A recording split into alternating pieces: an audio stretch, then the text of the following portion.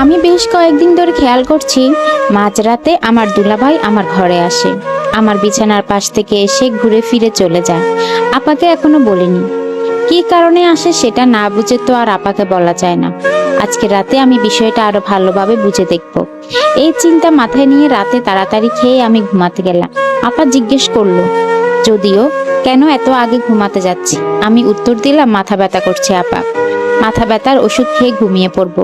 উত্তর দেওয়ার সময় আর চোখে খেয়াল করলাম দুলাভাই আমার দিকে তাকিয়ে আছে। আমি বুঝতে না দিয়ে আমার ঘরে চলে গেলাম। বিষয়টা কেমন জানি অস্বস্তিকর। আগে ক্লিয়ার করে বুঝে নি, তারপর আপাকে বলবো। ঘরের লাইট বন্ধ করে মাথার পাশে টেবিল ল্যাম্প জ্বালিয়ে শুয়ে পড়লাম। ঘুম তো আসবে না, শুধু শুধু চোখ বন্ধ করে থাকা। কিছুক্ষণ পর আপা আসলো ঘরে। এসে আমার মাথার কাছে বসে আমার মাথায় হাত বুলিয়ে দিচ্ছিল। আপার আদরটা খুব ভালো লাগছিল। আপা জিজ্ঞেস করলো, মাথা ব্যথা কমেছে? আমি মুচকি হাসলাম। না, তুই হাত দেওয়াতে বেড়েছে। আপা মাথায় আলতো করে একটা টোকা দিয়ে বলল, যা মিচকা শয়তান একটা। আপার এই ভালোবাসার সময়টাতে চেহারা যেন ঠিক মায়ের মতো মনে হয়। কি যে শান্তি লাগে দেখলে। আমি আপাকে জিজ্ঞেস করলাম, আপা তুই আমাকে খুব ভালোবাসিস তাই না? আপা হেসে উত্তর দিল, রাস্তা থেকে কুড়িয়ে পাওয়া মেয়েকে আবার কেউ ভালোবাসে নাকি? দুজন মিলে খুব হেসে উঠলাম। তারপর আপা কাঁথাটা মেলে আমার গায়ে জড়িয়ে দিল। টেবিল ল্যাম্পটাও বন্ধ করে দিয়ে আমার গায়ে কয়েকটা আস্তে করে থাবা দিয়ে ঘুমিয়ে যেতে বলল। আমি মাথা নেড়ে গুড নাইট জানালাম আপাকে। ঘরের সব লাইট বন্ধ করে আপাও বোধহয় শুয়ে পড়েছে। আমার একটু একটু ভয় করছে, কেমন জানি বিরক্ত লাগছে। এভাবে রাত 1টা বেজে গেল। ঘড়ির কাঁটা টিকটিক করতে করতে রাত আরো গভীর হচ্ছে। আমি চোখ বন্ধ করে শুয়ে আছি। ঠিক সেই সময় আমার ঘরে দুলাভাইয়ের উপস্থিতি টের পেলাম, যদিও খুব নিঃশব্দে এসেছে সে। আমি চোখ বন্ধ করে পড়ে থাকলাম বিছানায়। আস্তে আস্তে মনে হলো দুলাভাই আমার পাশে এসে দাঁড়িয়েছে, কারণ দুলাভাইয়ের ট্রাউজার আমার এক আঙ্গুলের কোনায় বাঁধছিল। তবুও আমি স্থির হয়ে আছি। এরপর দুলাভাই আর একটা হাত দিয়ে আমার মুখের সামনে ধরে খেয়াল করতে লাগলো আমি ঘুমাচ্ছি কিনা।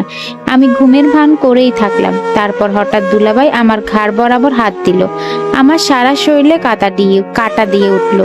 ছি, দুলাভাই এমন করছে আমার সাথে। ভয়ে গা শিউরে উঠলো। আমি সাথে সাথে একটু আড়মোড়া ভাব করে উঠলাম, আর দুলাভাই আমার থেকে ছিটকে সরে গেল। ঘুমের ঘোরে থাকার মতন গলা করে আমি আস্তে আস্তে বলে উঠলাম, পানির পিপাসা লেগেছে খুব। এই কথা শোনার সাথে সাথে দুলাভাই জলদি করে বোধ হয় চলে গেছে। আমিও তাড়াহুড়ো করে উঠে গিয়ে ডাইনিং এর লাইট দিলাম। গিয়ে দেখি দুলাভাই দাঁড়িয়ে পানি খাচ্ছে। খুব খুব রাগ হচ্ছিল ওনার চেহারা দেখে।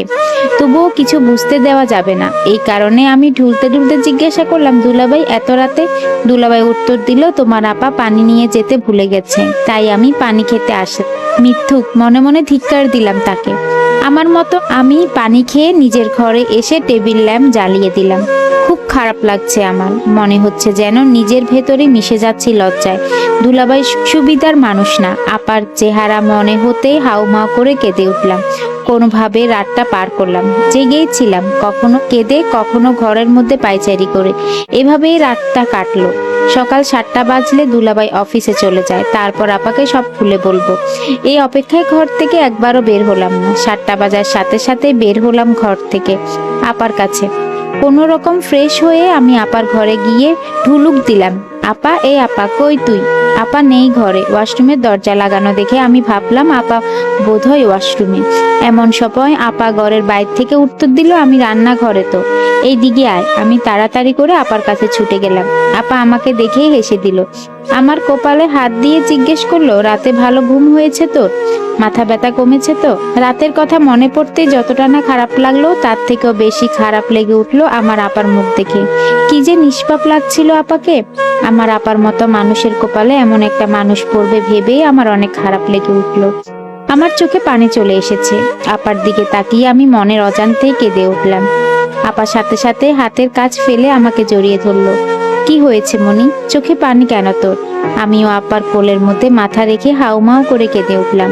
সব বলতে ইচ্ছে করছে আমার, কিন্তু কি করে যে আমি বলি। ফোপাতে ফোপাতে শুধু বললাম, তোর মুখটা দেখে মায়ের কথা মনে পড়ছে। আপা হেসে উঠলো। আমিও তো আরেকটা মারে পাগলি, বলে আমাকে বুকের সাথে চেপে ধরলো। আমি আস্তে আস্তে শান্ত হয়ে গেলাম। তারপর নিজেকে একটু শক্ত করে মাথাটা উঁচু করে আপাকে বললাম, আপা তোর সাথে আমার খুব জরুরি একটা কথা আছে। আপা মুচকি হেসে উঠে বলল, আচ্ছা ঠিক আছে, আগে তোর দুলাভাই অফিসে যাক, তারপর দুই বোনে মিলে জমিয়ে গল্প করব। আমি ভ্রু কুচকালাম। দুলাভাই এখনো অফিসে যায়নি? আপা বলল, না, তার নাকি রাতে ঘুম হয়নি ভালো, তাই অফিসে লেট করে যাচ্ছে। ঘুমাচ্ছিল এতক্ষণ, গোসলে ঢুকেছে, তার মানে আমাকে আরেকটু অপেক্ষা করতে হবে। মনে মনে ভাবলাম দুলাভাইয়ের সামনে আমি পড়তে চাই না, তাই আস্তে আস্তে আপার কোল থেকে উঠে দাঁড়িয়ে আমি বললাম, ঠিক আছে, তাহলে আমি আমার ঘরে গেলাম। আপা বলল, ঠিক আছে, খেয়ে নে আগে, আর যাওয়ার সময় সোফার উপর থেকে মোবাইলটা নিয়ে গিয়ে চার্জে দিস তো মনি। আমি তাই করতে গেলাম। আপার ঘরে গিয়ে দেখি টেবিলের উপর দুলাভাইয়ের ফোন বারবার বেজেই যাচ্ছে। আমি উকি দিয়ে দেখলাম একটা নাম্বার থেকে বারবার কল আসছে। লোকটার উপর আমার খুব সন্দেহ এখন। ফোনটা হাতে নিতেই একটা টেক্সট এলো, কখন থেকে অনলাইনে বসে আছি, আসো না কেন জান। সাথে সাথে আরো একটা টেক্সট, কাল রাতে ফোন দাওনি কেন। তারপর আরো একটা টেক্সট, আজকে একটু বেশি সময় করে আসবে। টেক্সটগুলো যেই নাম্বার থেকে কল এসেছিল ঠিক সেই নাম্বার থেকে। আমার বুকের ভেতরটা ঢক করে উঠেছে বারবার। দুলাভাইয়ের ফোনে কে এমন মেসেজ পাঠালো, কে পাঠালো, কি সম্পর্ক আমার দুলাভাইয়ের সাথে তার। কি যে অসহ্য লাগছিল, চিন্তাগুলো মনে হচ্ছিল পায়ের নিচে মাটি সরে যাচ্ছে।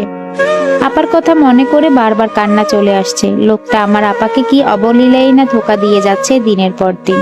আমি ফোনটা রেখে আমার ঘরে চলে গেলাম ছুটে। বালিশ মুখ গুজে কান্না করলাম অনেকক্ষণ। কাঁদতে কাঁদতে কখন যে ঘুমিয়ে গেলাম। দুপুরে আপার ঢাকে ঘুম ভাঙলো।